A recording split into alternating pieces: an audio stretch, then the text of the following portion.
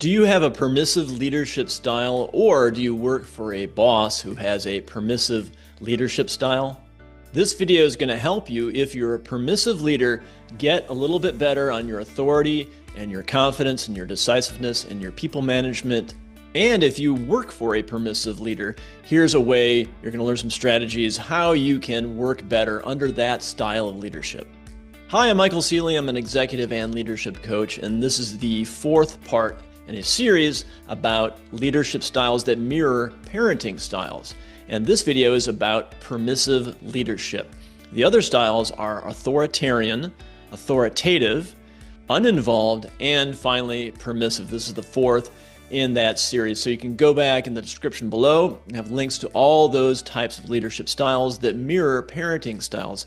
And so I decided to make this series because my background is in psychotherapy, and what I noticed in coaching businesses and business leaders is that there's a very, very similar type of behavior between parents and leaders. And you can learn a lot from the types of parenting styles and apply that to your leadership in business. Now, obviously, if you're a leader, your employees, your team, they're not children, but you can learn a lot from the parenting styles. And today we're going to talk about the permissive leader. So similar to a parent who's very permissive in their family with their kids, where the kids kind of lack guidance, they may act out, their self-esteem is actually lower because they don't have that sort of leadership, that strong leadership. The same thing can happen in a corporate structure, in a business structure, with a permissive leader. Under the permissive leadership style, you can have problems with employees where people can get away with stuff, and it actually plunges the self-esteem, the morale of the team, because there's a couple of people who are getting away with a lot of stuff, and no one really checks them on this because the leader is permissive. So let's talk about the three main characteristics of a permissive leader. Number one, they're conflict avoidant. They're very afraid of conflict. They're worried about people's reactions. If they check people on their behaviors or reprimand somebody or even just remind them to perform at a higher level, they see that as conflict, not as a way to motivate people, not as a way to check in. They don't see it as leadership. They see it as conflict. And what happens is it becomes this big thing that they build up in their mind, and they really don't address issues that need to be addressed. The second key characteristic is people pleasing. So this is a psychology term. You've probably heard this before, but it applies to leadership as well. And the people pleaser really wants to be liked. So it's similar to conflict avoidance, but it's a little different. The people pleaser really wants to be liked at all costs. So this means just being extra friendly, extra nice, and hence you become a permissive leader because you want to be liked, you're too nice, and there's not a lot of room and not a lot of flexibility for the range of reactions that people can have when you're a leader. Some people may approve of what you're doing, some people may disapprove, and there may be a lot of people who just are kind of neutral, but the people pleaser really wants everyone to be happy about their leadership, 100% approval, and it's just not realistic. So the people pleaser is very rigid in his or her thinking and really wants to be liked.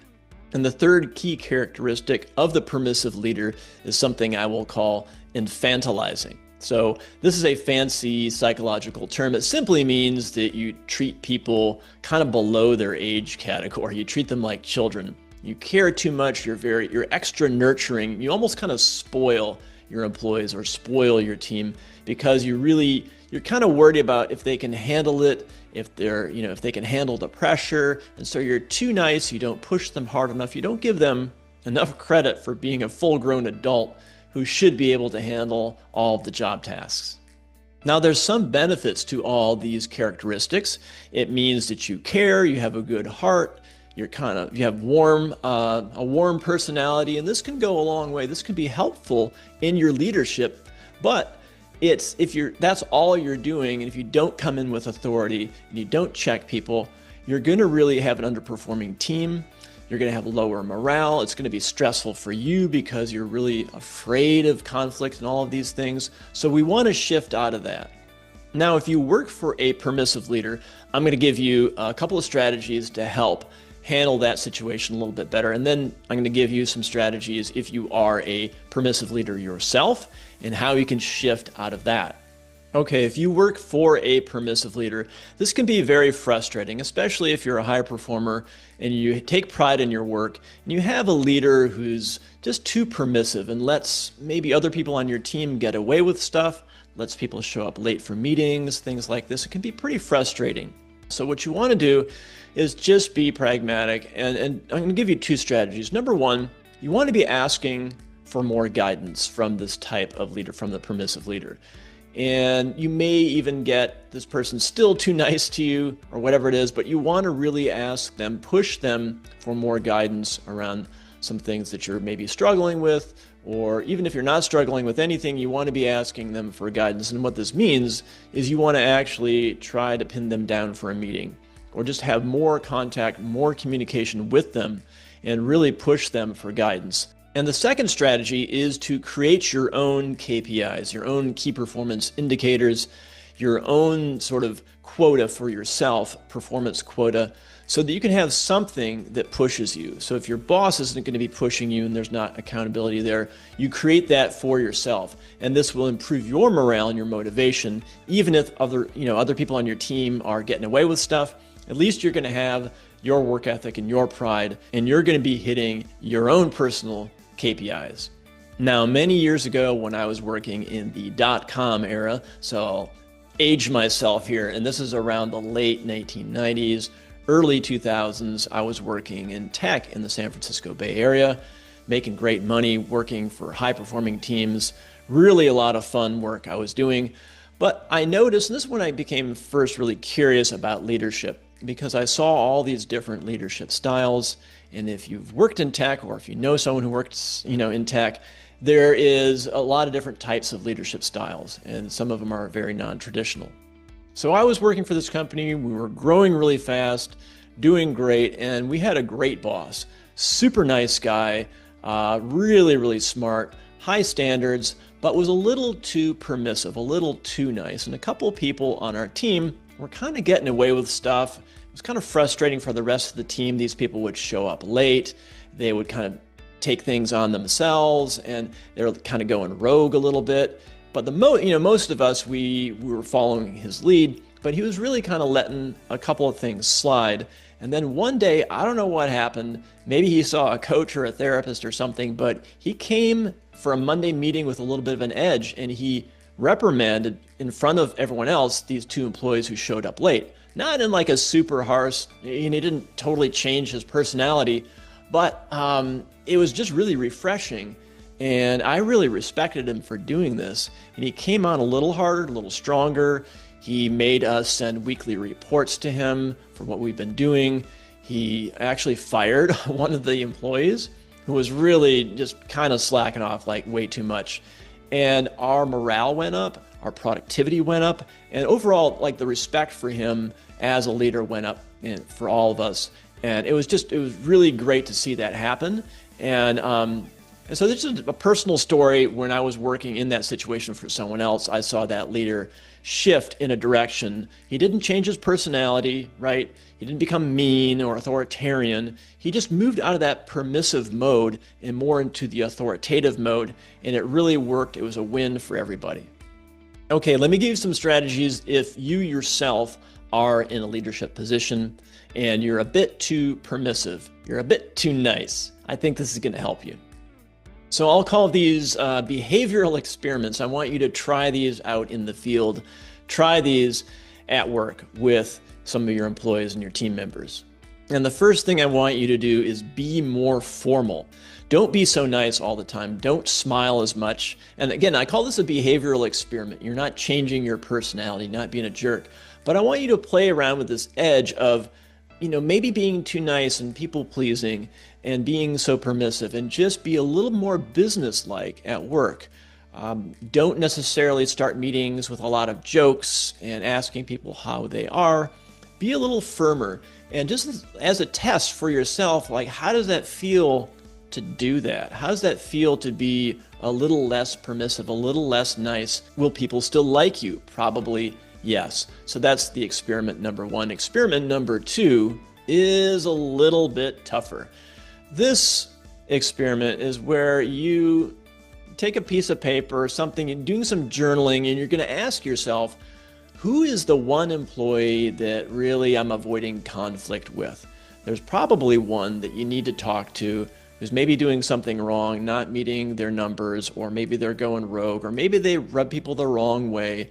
So I'm sure there's probably somebody, and you want to do some journaling and write down what are the things and just get it all out. Like, I'm annoyed, and just all the things that really annoy you about this person, but you're not really confronting them about it. What I want you to do is get this really solid in your head, and then I want you to have a proactive ad hoc meeting with this employee. You're going to come into this meeting and you're going to say, I appreciate the work that you're doing. And then what you're going to do is you're going to say, here is the thing that needs to change. Let's say this particular employee is showing up late. Showing is a common thing, and you're letting them get away with it. Maybe you've talked to them about it, but there's no real change. You want to have this meeting with them, and you want to address the topic, and you want to keep it short, and you want to say, this needs to change, and you don't even give consequences, but you just keep a nice formal meeting, and you may have consequences if it continues, but in that meeting, it's a short meeting, start with praise, tell them what needs to change, and then finish off with some more praise. Thank you so much for coming into the meeting. I'm looking forward to hearing more about the great stuff that you're doing at our company, whatever it is. You want to have some praise at the very end, okay? Keep this meeting maybe 5 minutes tops, right? And have in your own mind, you're going to have a follow-up meeting if this behavior continues. So that's the behavioral experiment. Now, this particular employee might be a little surprised by that, but if you think about it, you're being the boss, right? You're doing something that's very normal. You're addressing a behavior that's a problem, okay? So that's the experiment you can try, is pick that one employee and see how you feel afterwards. So in summary, this is the fourth in a series of leadership styles that mirror parenting styles. Today we talked about the permissive leader, and the other videos that I've made, they're all linked in the description below. There's authoritarian, authoritative, the permissive that we talked about today, and there's also the uninvolved leader as well. So I would encourage you to check out all of these videos. There's merits and good things to each style, actually. And what you want to do is sort of cherry pick from all of these styles and apply it to your current style that you have and tweak it in a direction that makes you be a more effective leader. So again, I'm Michael Ceely. I'm an executive and leadership coach. And I'm really passionate about leadership because I've seen it so much when I was working in the tech sector. I also noticed it quite a bit when I was doing psychotherapy. I still am a licensed therapist, and I really noticed when families shift their own leadership style, when parents shift their own leadership style, incredible changes in the family. They shift to typically what's called the authoritative leadership style, and again, that video is linked in the description.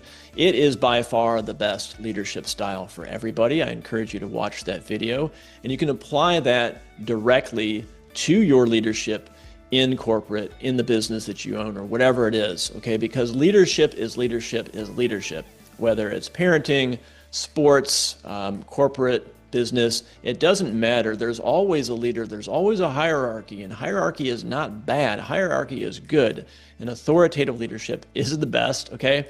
But today we talked about the permissive leader, and if it's ringing true to you as a leader that you have some of these permissive tendencies, or you work for a boss who has permissive tendencies, this video hopefully helped you get some strategies and move you in a direction that's going to be more effective. Now, if you want some more leadership strategies, I have a special offer linked in the description here in this video or wherever you're watching it. It is a link to a free masterclass. It's about a 40-minute masterclass on pretty much everything we talked about today, plus a lot of other stuff about leadership, about mission statements, about working more efficiently, all kinds of ways to be more strategic in your business. You're going to want to watch that. Check that out. It's a free class. Link in the description. It's really going to help you. And I encourage you to check out all of my videos on this channel. I think they're going to really help you. There's a lot about sports leadership, psychology, and business leadership. And my goal is really to help anyone in leadership be more effective. Thanks so much for watching. Please remember to like, subscribe, send this video to someone you know who needs to hear it or watch it, and I'll see you on the next video.